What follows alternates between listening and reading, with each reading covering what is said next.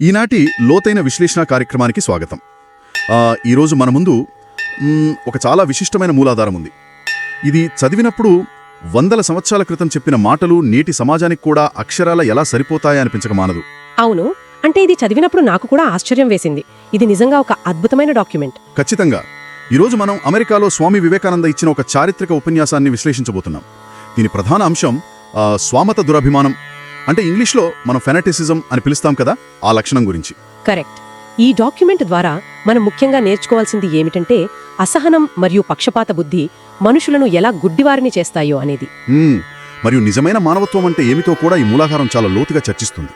ఇక్కడ మనం గమనించాల్సిన విషయం ఏంటంటే ఈ దుర్విమానం అనేది కేవలం మతానికో దేవుడికో మాత్రమే పరిమితం కాదు. నిజమే. మన దైనందిన జీవితంలో అది ఎన్ని విచిత్ర రూపాలు తీసుకుంటుందో చూస్తే నిజంగా ఆశ్చర్యం కలుగుతుంది కదా. అదే సరే, ఇక ఏమాత్రం ఆలస్యం చేయకుండా ఈ లోతైన చర్చలోకి ప్రవేశిద్దాం. ముందుగా ఈ డాక్యుమెంట్లోని ప్రధాన ఇతివృత్తం గురించి మీరు విశ్లేషిస్తారా? తప్పకుండా. ఈ మూలాధారంలోని ప్రధాన ఇతివృత్తం పూర్తిగా మానవ మనస్తత్వం చుట్టూ తిరుగుతుంది. ముఖ్యంగా మనుషుల ద్వంద్వ వైఖరి ఎలా ఉంటుందో ఇది చాలా స్పష్టంగా వివరిస్తుంది. అంటే ఒక రకమైన హిపోక్రసీ అంటారా? ఖచ్చితంగా. వివేకానంద గారి మాటల ద్వారా మనం అర్థం చేసుకోవాల్సిందేమిటంటే సమాజంలో సంస్కరణల పేరిట లోకానికి ఏదో మంచి చెయ్యాలనే ఉద్దేశం ముసుగులో ఎంతటి ద్వేషపూరిత చర్యలు జరుగుతాయో అని. ఇదొక సైద్ధాంతిక పునాదిగా మనం చూడొచ్చు. అంటే ఒక నమ్మకాన్ని గుడ్డిగా పట్టుకుని వేలాడటం వల్ల మనిషి తనలోని విచక్షణా జ్ఞానాన్ని ఎలా కోల్పోతాడో ఇది చెప్తుందన్నమాట. అవును, ఇతరుల పట్ల కనీస సానుభూతిని ఎలా మర్చిపోతాడో ఈ ఉపన్యాసం చాలా లోతుగా విశ్లేషించింది. కేవలం ఒకే ఒక ఎజెండాతో ముందుకు వెళ్లే వ్యక్తుల మైండ్ సెట్ ఎలా ఉంటుందో ఇది బట్టబయలు చేసింది. ఇక్కడే మనం అసలు ఈ దురభిమానం అనేది తీసుకునే విచిత్రమైన రూపాల గురించి మాట్లాడుకోవాలి. ఈ మూలాధారంలో పేర్కొన్న ఉదాహరణలు చూస్తే ఇది కేవలం మతపరమైన విషయాలకే పరిమితం కాదని మనకు స్పష్టమవుతోంది. అవును, అందులో కొన్ని ఉదాహరణలైతే చాలా ఆసక్తికరంగా ఉన్నాయి. నిజమే. ఉదాహరణకు మద్యపాన నిషేధం పట్ల కొందరికుండే విపరీతమైన పట్టింపు గురించి ఇందులో చెప్పారు. లేదా ఆ చుట్ట కాల్చడాన్ని నిషేధించడం గురించి ప్రస్తావించారు. అంటే ఈ లోకంలో అందరూ చుట్ట కాల్చడం, పొగాకు సేవించడం మానివేస్తే చాలు, రాత్రికి రాత్రి ఈ భూమిపై ఒక స్వర్ణయుగం వచ్చేస్తుందని నమ్మేవారి అమాయకత్వం గురించి కదా. కరెక్ట్. ఒక చిన్న అలవాటును మాన్పించడం ద్వారా ప్రపంచ సమస్యలన్నీ తీరిపోతాయని నమ్మే ఈ ఆలోచనా విధానం వెనుక ఉన్న సైకాలజీ ఏమిటి అసలు? అది ఒక రకమైన సింగిల్ పాయింట్ ఎజెండా అని చెప్పొచ్చు. మానవ సమస్యలు చాలా సంక్లిష్టమైనవి కదా. పేదరికం, అసమానతలు, క్రూరత్వం ఇవన్నీ ఎన్నో కారణాల వల్ల వస్తాయి. ఒకదానితో ఒకటి ముడిపడి ఉంటాయి. కానీ ఈ దురభిమానులేం చేస్తారంటే తమకు నచ్చని ఒకే ఒక విషయాన్ని భూతద్దంలో చూస్తారు. ఆ ఒక్కటి మారిపోతే ప్రపంచం బాగుపడిపోతోంది అనే భ్రమలో గుతుకుతారు. తమ ఆలోచనలకు వాస్తవ ప్రపంచానికి మధ్య ఉన్న అంతరాన్ని వారు గుర్తించలేరు. తమకు నచ్చని అలవాటు ఉన్నవారందరినీ వాళ్ళు సమాజానికి శత్రువులుగా ముద్రవేస్తారు కదా. అవును, ఈ సంకుచితమైన ఆలోచన విధానమే అసలైన సమస్య. దీనికి సంబంధించి మూలాధారంలో ఒక ఉదాహరణ చదివినప్పుడు నాకు నిజంగా మతిపోయింది. ఆ తరగతి గదిలో ఒక యువతి చెప్పిన మాటల గురించి ఇందులో ప్రస్తావించారు, గుర్తుందా? అబ్బా, ఆ యువతి ఉదాహరణ అయితే చాలా భయానకం. ఆ అమ్మాయి ఏమంటోందంటే ప్రపంచంలోని అనర్థాలన్నింటినీ పోగొట్టడానికి తన దగ్గర ఒక గొప్ప ఉపాయం ఉందని చెబుతోంది. అదేమిటని అడిగితే ఆ పాపులందరినీ హల్ హౌస్కు, అంటే మరణశిక్ష ధిరించే గృహానికి పంపడమే ఏకైక మార్గమని అత్యంత ఆవేశంగా చెబుతోంది. వినడానికి ఎంతో క్రూరంగా ఉంది కదా. మానవుణ్ణి పతితుడుగా చేసే సమస్త పాపాలకు అదే సరైన విరుగుడు అని ఆమె ప్రగాఢ నమ్మకం. అంటే సమాజాన్ని బాగుచేయటానికి అందర్నీ చంపేయటమే పరిష్కారం అని భావించే స్థాయికి ఆమె ఆలోచనలు వెళ్లటం ఒక రకంగా చాలా డేంజరస్ ట్రెండ్ కదా. ఖచ్చితంగా. ఇక్కడే వివేకానంద గారు ఒక లోతైన పరిశీలన చేశారు. ఆ యువతి మాటలు విని ఆయన ఎంతో విచారం వ్యక్తం చేశారు. సంస్కరణ పేరుతో హింసను ప్రేరేపించే ఏ ఆలోచనైనా అది ఆరోగ్యకరమైనది కాడని ఆయన నమ్మారు. ఆయన ఆ ఆలోచన ధోరణిని ఒక రకమైన దురభిమాన జాడ్యంగా అభివర్ణించారు కదా. అంటే ఒక మానసిక వ్యాధిలాగా. అవును, ఒక మానసిక వ్యాధిగానే చూశారు. ఇక్కడ ఒక ఆసక్తికరమైన విషయం ఏమిటంటే చిన్నతనంలో వివేకానంద గారు కూడా ఈ దురభిమానం అనేది మనుషులను మంచి పనులు చేయడానికి ప్రోత్సహిస్తుందని తప్పుగా భావించేవారట. ఓహో, అంటే ఆ దురభిమానంలో ఒక రకమైన ఆవేశం ఉంటుంది, అది ఏదో సాధించేలా చేస్తుంది అని ఆయన అనుకున్నారన్నమాట. అవును, కానీ వయసు పెరిగే కొద్దీ, ప్రపంచాన్ని చూసిన అనుభవం వచ్చే కొద్దీ ఆయనకు ఒక నిజం బోధపడింది. ఆ ఆవేశం కేవలం విధ్వంసానికే దారితీస్తుందని, అది ఏమాత్రం నిర్మాణాత్మకమైనది కాదని ఆయన తెలుసుకున్నారు. అది పూర్తిగా ఒక మానసిక జాడయ్యమని ఆయన నిర్ధారణకు వచ్చారు. మంచి ఉద్దేశంతో మొదలైనట్లు కనిపించినా అందులో సహనం, ప్రేమ లేకపోతే అది తీవ్రమైన ద్వేషంగా మారిపోతుందని ఆ యువతి ఉదాహరణ మనకు స్పష్టం చేస్తోంది. ఇది చాలా పెద్ద పాఠం మనందరికీ. నిజంగానే. సరే, ఇక్కడే ఈ డాక్యుమెంట్లోని మరో కోణంలోకి వెళ్దాం. మానవ సహజమైన పక్షపాత బుద్ధి లేదా ద్వంద్వ ప్రమాణాలు ఎలా పనిచేస్తాయో వివరించడానికి ఇందులో 2 చాలా ప్రాక్టికల్ ఉదాహరణలున్నాయి. ఆహా, ఆ 2 ఉదాహరణలు మన దైనందిన జీవితానికి చాలా దగ్గరగా ఉంటాయి. ముందు నేను ఆ మొదటి ఉదాహరణ చెప్తాను. దాని వెనుక ఉన్న సైకాలజీని మీరు విశ్లేషించండి. ఒక స్త్రీ ఉంటుంది.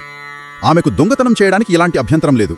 ఎవరిదైనా సంచి దొరికితే చల్లగా తీసుకుపోయి దాచేసుకుంటుంది. కానీ అదే స్త్రీకి పొగ త్రాగడం అంటే పరమాసహ్యం. ఎగ్జాక్ట్లీ. ఎవరైనా పొగత్రాడే వారిని చూస్తే చాలు అత్యంత తీవ్రంగా విమర్శిస్తుంది. తన దొంగతనం ఆమెకు తప్పుగా అనిపించదు, కానీ ఇతరుల పొగత్రాగే అలవాటు మాత్రం మహాపాపంగా కనిపిస్తుంది.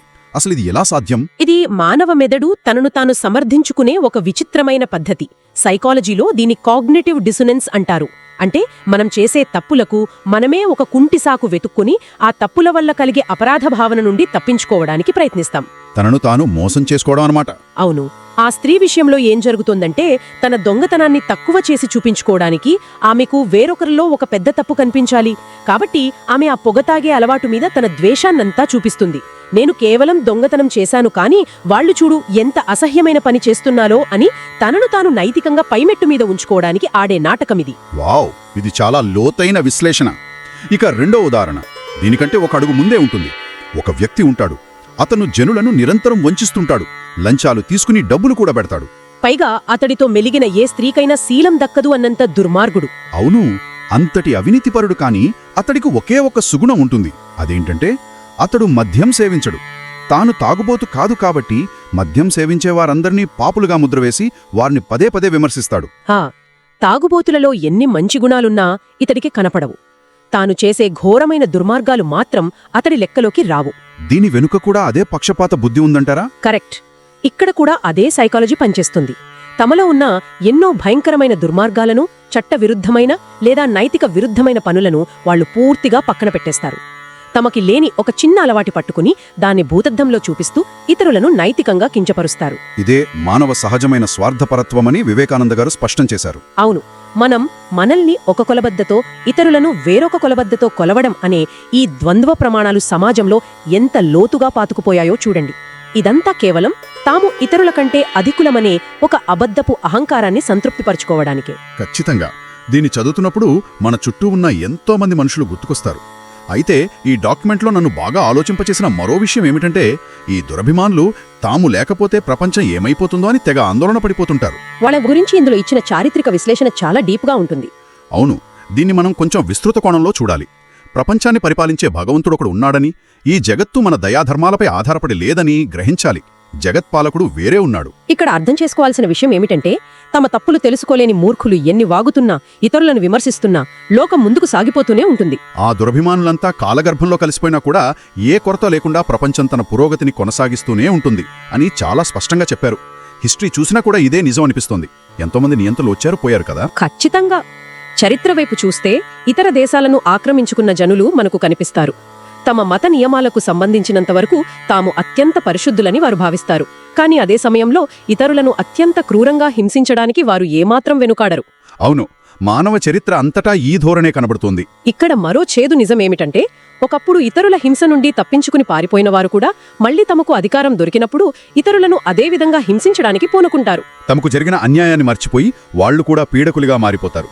ఇది ఆగని ఒక విషవలయం. అది వినడానికి చాలా బాధాకరంగా ఉన్న నగ్న సత్యం. అయితే ఇక్కడ ఈ హిస్టరీ పాఠాల మధ్యలో మూలాధారంలో ప్రస్తావించిన ఒక ఊహించని కోణాన్ని మనం మాట్లాడుకోవాలి. అదేంటంటే ఈ దురభిమానుల ఆరోగ్యం గురించి చేసిన వ్యాఖ్య. అవును, ఆ పాయింట్ నిజంగా ఆశ్చర్యపరుస్తుంది. తాము స్వచ్ఛులమని భావిస్తూ ఇతరులను ద్వేషంతో విమర్శించే దురభిమానులలో 190 మంది కాలేయ వ్యాధులతో, అంటే లివర్ సంబంధిత సమస్యలతో బాధపడతారట, లేదా అజీర్ణ రోగులుగా ఉంటారు. ఇంకా చెప్పాలంటే ఏదో ఒక విధమైన అనారోగ్యంతో వారు నిరంతరం బాధపడుతూనే ఉంటారని ఇందులో స్పష్టంగా రాసుంది. ఇది నాకు నిజంగా మైండ్ బ్లోయింగ్ అనిపించింది. అసహనం, ద్వేషంతో కూడిన ఈ దురభిమానం అనేది శారీరకంగా కూడా దెబ్బతీసే ఒక మానసిక వ్యాధి అని నొక్కి చెప్పడం అద్భుతం కదా. అది నిజంగా ఒక బ్రిలియంట్ అబ్జర్వేషన్. ఆధునిక వైద్యశాస్త్రం, సైకాలజీ కూడా ఇప్పుడు ఇదే చెప్తున్నాయి. మనసుకి, శరీరానికి ఉన్న ఆ బలమైన అనుసంధానాన్ని మనం అర్థం చేసుకోవాలి. దీర్ఘకాలికమైన కోపం, ఇతరుల మీద అసూయ, ద్వేషం ఇవన్నీ శరీరంలో స్ట్రెస్ హార్మోన్లను పెంచుతాయి. దానివల్ల జీర్ణ వ్యవస్థ దెబ్బతింటుంది, లివర్ మీద ప్రభావం పడుతుంది. అవును, మనిషిని శారీరకంగా కూడా దెబ్బతీసే ఒక ప్రమాదకరమైన వ్యాధి ఇది. మనసులోని ద్వేషం ఇతరులను నాశనం చేస్తుందో లేదో పక్కన పెడితే ముందు ఆ వ్యక్తి దేహాన్ని మాత్రం ఖచ్చితంగా పాడు చేస్తుంది. ఎంత గొప్ప వాస్తవం. మరి ఇలాంటి ద్వేషంతో కూడిన సమాజంలో నిజమైన కరుణ అంటే ఏమిటి? సంస్కరణ అంటే ఎలా ఉండాలి? దీని గురించి వివేకానంద గారిచ్చిన సలహాలు కూడా మూలాధారంలో చాలా విపులంగా ఉన్నాయి. అసహనం, ద్వేషంతో కూడిన సంస్కరణ విధానాలకు ఎంత దూరంగా ఉంటే అంత మంచిదని ఆయన సూచించారు. ప్రపంచం చాలా నెమ్మదిగా సాగుతుంది, దాని గతిని దానికే వదిలేయాలి, ఊరికి తొందరపడిపోయి మార్చేయాలని చూడొద్దు అని ఆయన అన్నారు. ఆయన ఇచ్చిన సలహాలు వింటే ఆశ్చర్యం వేస్తుంది. సాధారణంగా ఒక సన్యాసి సంస్కరణ గురించి చెప్తున్నప్పుడు ఏవో పెద్ద పెద్ద సిద్ధాంతాలు చెప్తారని మనం అనుకుంటాం కదా. కానీ ఆయన ఏం చెప్పారో తెలుసా?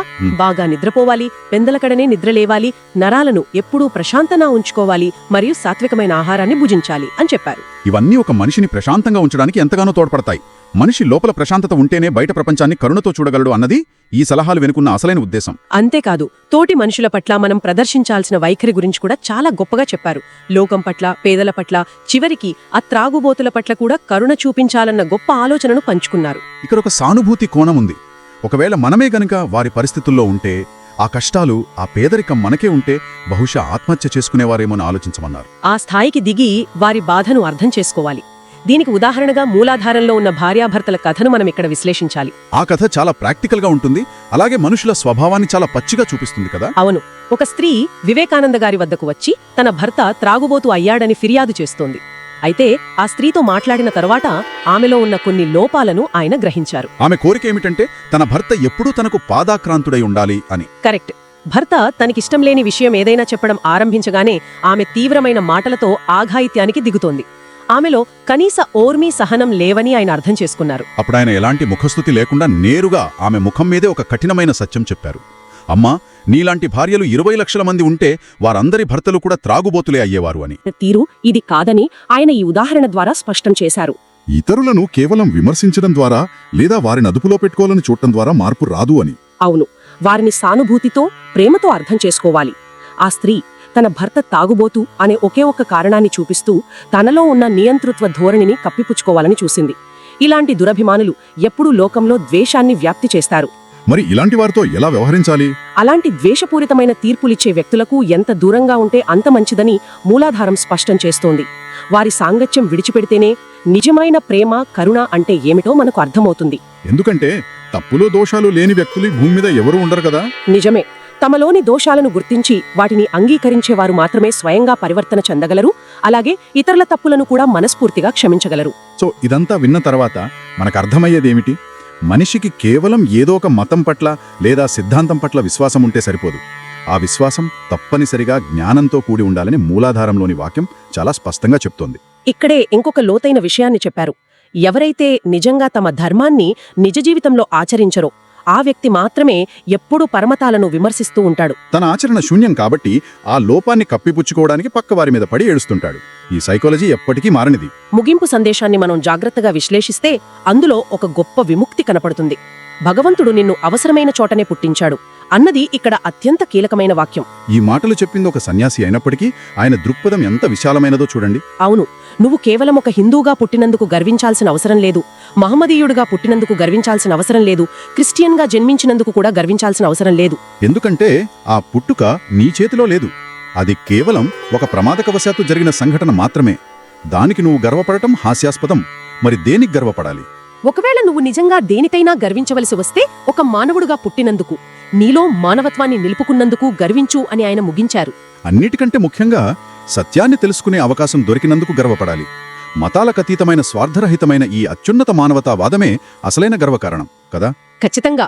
ఒక మత నాయకుడు తన మతాన్ని మాత్రమే పొగడకుండా అసలైన గర్వం మానవత్వంలోనే ఉందని చెప్పడం ఈ డాక్యుమెంట్లోని అత్యంత శక్తివంతమైన సందేశం. ఈ లోతైన విశ్లేషణను ఒకసారి క్లుప్తంగా గుర్తు చేసుకుంటే మనం ఈ రోజు నేర్చుకున్నదేమిటంటే, నిజమైన సంస్కరణ అనేది బయట ఎక్కడో సమాజంలో కాదు, ముందు మనలో మొదలవ్వాలి.